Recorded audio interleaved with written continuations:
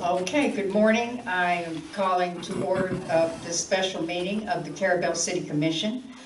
It's Tuesday, February the 21st, 2023, 11 a.m., and this meeting is being conducted in the Carrabelle City Hall chambers.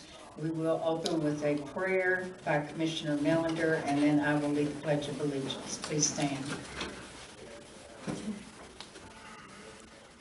Let us pray. Heavenly Father, again, we come before you thanking you for the many blessings that you have bestowed upon us on a daily basis. We're here at our council to conduct some important city business for the citizens in the city of Carrabelle. We ask for your guidance and wisdom in our process as we move forward. In your name we pray. Amen. Amen. I pledge allegiance to the flag of the United States of America and to the republic for which it stands, one nation, under God, indivisible, with liberty and justice for all.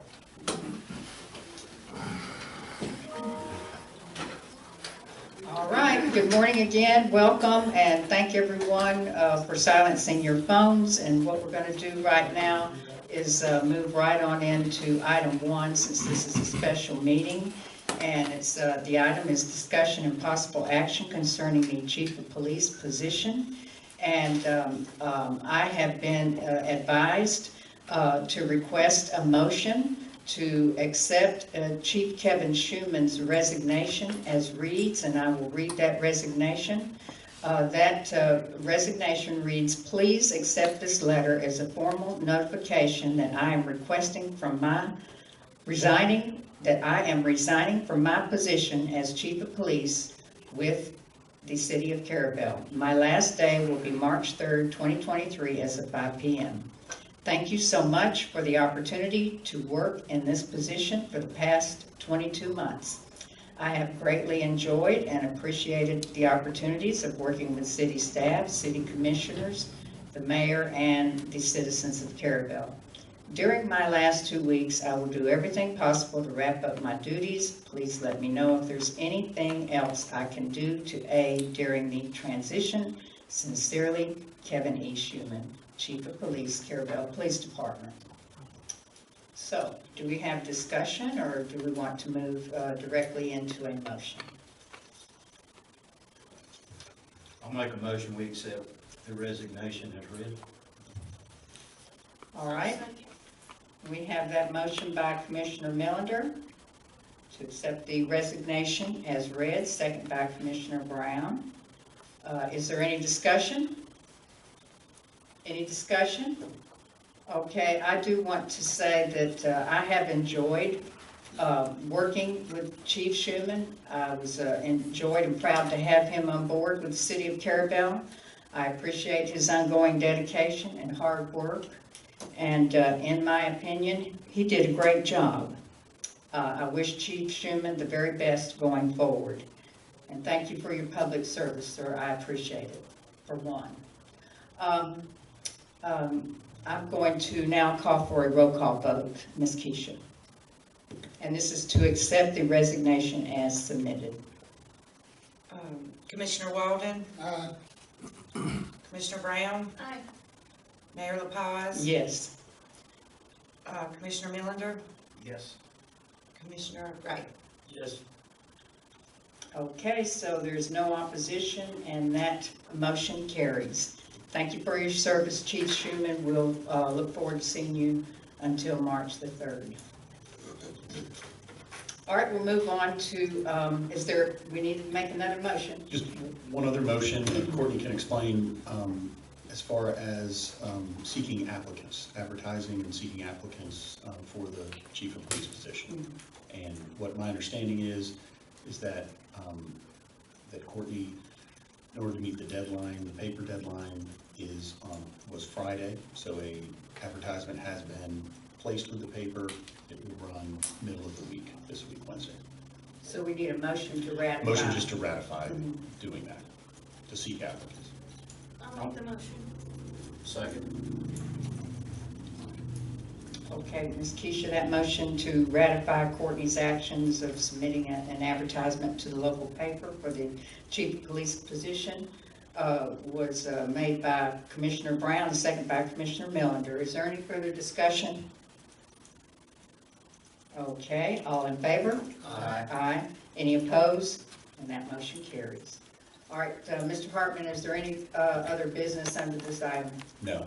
Okay, thank you very much for your guidance. I appreciate it too. All right then. Item 2, discussion and possible action regarding the New River Landing Amendment. And Mr. Hartman, if you'll just. Sure.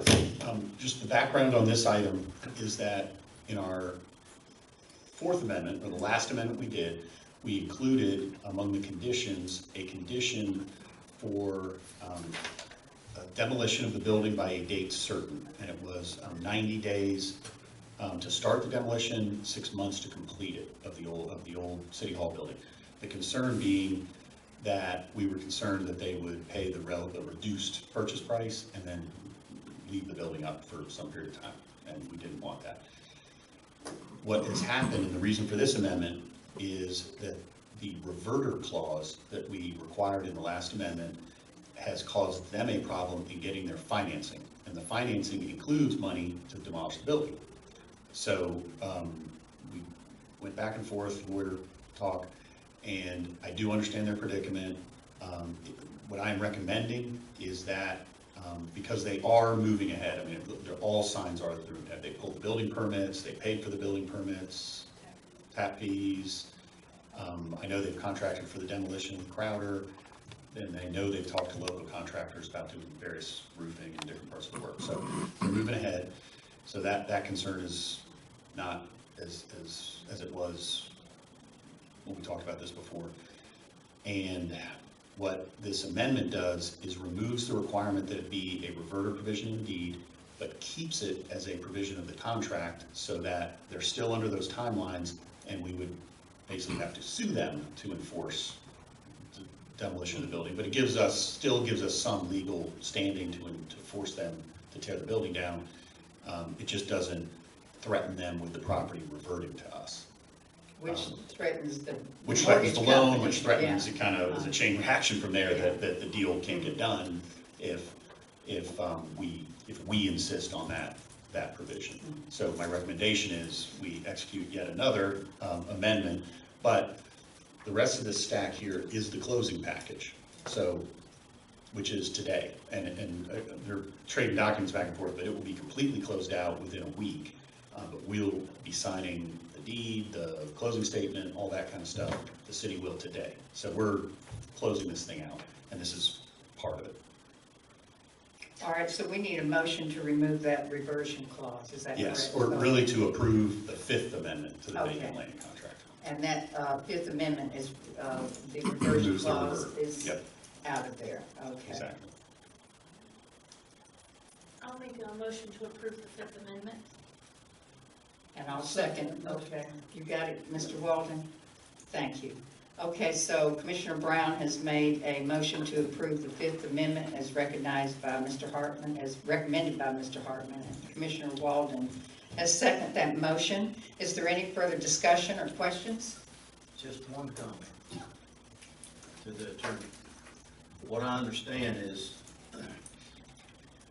where we had the reverter clause in there, now it puts us in a position, us being the city, in a position, if they don't follow through on the agreement, then we've got to take action legally. We do. So it does, it puts onto us some burden that we did not. The reason we had it as a reverter so it would occur, and I say this automatically, but I think under any event, we would have had to duke it out a little in court. What changes is, under the, I mean, go into details, but in the reverter provision, we would be going to court saying, hey, it's our property now, not yours. Whereas now we would be going to court saying, hey, judge, order them to tear that building down. And both circumstances, high likelihood we prevail. And there's attorney's fees provisions and everything else in the contract. So again, it's not quite the same position, it's a different position. That's why we need to amend the contract. Okay, thank you. Thank you for your explanation. Do we have any other questions? Yes, please come forward, Mr. Hedrick.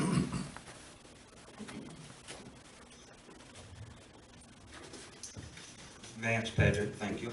I have a question. If worst case scenario, they decide to get this approved and then they decide to back away and not tear the building down, in your experience, if you had to take them to court, how long of a process would that be? And when could we expect maybe to see an end? If we had to sue them, it would be 6 months to a year. So I know this has been going on for a mighty long time, and I know that the revisions was put in place to hopefully solve this and put it down. I just want to be aware of, if they don't do what they're supposed to, you could be looking at a year plus to get it done. Or the city get it back, and then we have to go through the process all over again.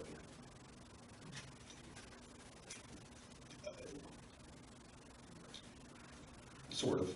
I mean, I understand what you're saying, right? Thank you. Sure. All right, thank you for that input. We appreciate that. All right, do we have any other discussion? Okay, are we ready to vote then on this one? Okay, those in favor? Aye. Any opposed? Okay, and that appears to carry. All right, then we're going to move on to item 3, discussion of possible action concerning adopting policies for the CDBG grant. And Mr. Hartman is going to read these resolutions and policies with you, but he's going to run right through them. All right, so the first resolution we have up is Resolution 02-2023, and it's a resolution of the City Commission of the City of Carrabelle, Florida, adopting policies and procedures relating to the city's compliance with 2 CFR 200 for use in administering community development block grants, providing definitions, defining an action plan, and providing an effective date.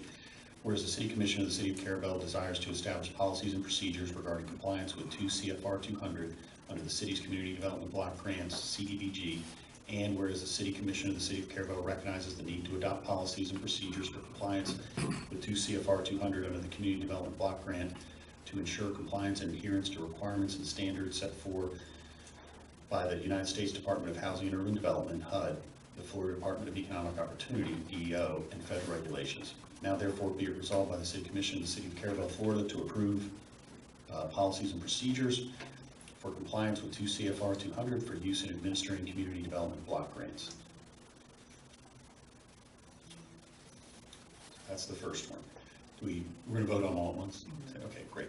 Resolution 03-2023 is a resolution of the City Commission of the City of Carrabelle, Florida, adopting a policy relating to the city's administrative financial management policy for use in administering community development block grants, providing definitions, defining an action plan, providing an effective date.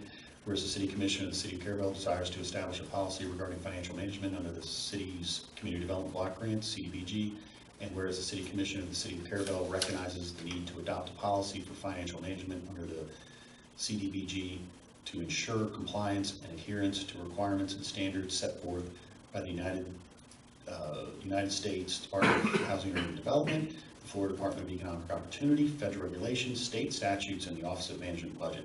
Now therefore be it resolved by the City Commission of the City of Carrabelle, Florida, to approve and adopt an administrative financial management policy for use in administering community development block grants. Resolution 04-2023. Resolution of the City Commission of the City of Carrabelle, Florida, adopting policies and procedures relating to ensuring the city's detection and prevention of fraud, waste, and abuse for use in administering community development block grants, providing definitions, defining an action plan, and providing an effective date.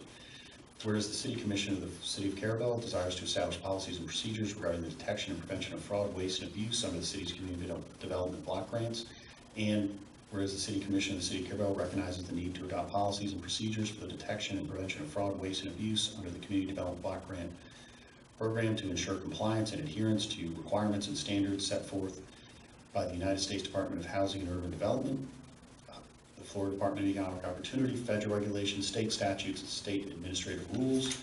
Now therefore be it resolved by the City Commission of the City of Carrabelle, Florida, to approve and adopt policies and procedures that ensure the detection and prevention of fraud, waste, and abuse for use in administering community development block grants. And finally, Resolution 05-2023 is a resolution of the City Commission of the City of Carrabelle, Florida, adopting policies and procedures relating to the city's quality assurance and quality control for use in administering community development block grants, providing definitions, defining an action plan, and providing an effective date. Whereas the City Commission of the City of Carrabelle desires to establish policies and procedures regarding quality control and quality assurance under the city's community development block grants, And whereas the City Commission of the City of Carrabelle recognizes the need to adopt policies and procedures for quality assurance and quality control under the Community Development Block Grants to ensure compliance and adherence to requirements and standards set forth by the United States Department of Housing and Urban Development, the Florida Department of Economic Opportunity, federal regulations, state statutes, and state administrative rules. Now therefore be it resolved by the City Commission of the City of Carrabelle, Florida, to approve and adopt quality assurance and quality control policies and procedures for use in administering community development block grants. Okay, thank you. And I did put together a little narrative here to explain what all of this is about for the public record. And the policies and resolutions concern two sewer projects. And the first project is the Lanark East Gravity Sewer Infiltration and Inflow Improvements Project. It's a grant award of $799,065, and it's to address the infiltration and inflow of stormwater into the sewer system caused by Hurricane Michael. The work will serve portions of Appalachia Ave, Palmetto Street, Florida Ave, Franklin Street, and Lanark Village. And then Project 2 is the Lanark West Gravity Sewer Infiltration and Inflow Improvements. That grant award is $1,414,315. And that's to address the infiltration and inflow of stormwater into the sewer system caused by Hurricane Michael. The work will include a rehab of 5,700 linear feet of sanitary sewer lines, repair of 14 manholes that handle stormwater and storm surge inflow and infiltration into the sewer system. And the work will serve portions of Newman Drive, Collins Ave, Parker Ave, and Carl Keene Street in Lanark.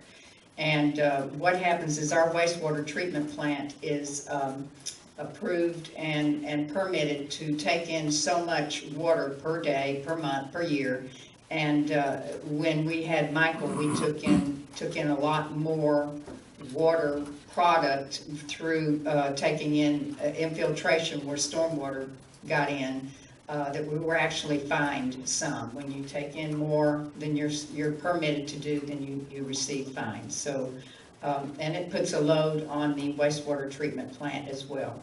So that's it, that's how that works. So I'm going to ask for a motion to accept the full package of CDBG policies and resolutions 02, 03, 04, 05, 2023 related to the CDBG Hazard Mitigation Grant. I'll motion to approve. Second. Okay, we have that motion by Commissioner Brown, second by Commissioner Millender. Is there any further discussion? All in favor? Aye. Any opposed? And that motion carries. And being there's no further discussion on this agenda, we will meet later for our regular CRA meeting at 1:30, and I will adjourn this special meeting. Thank you.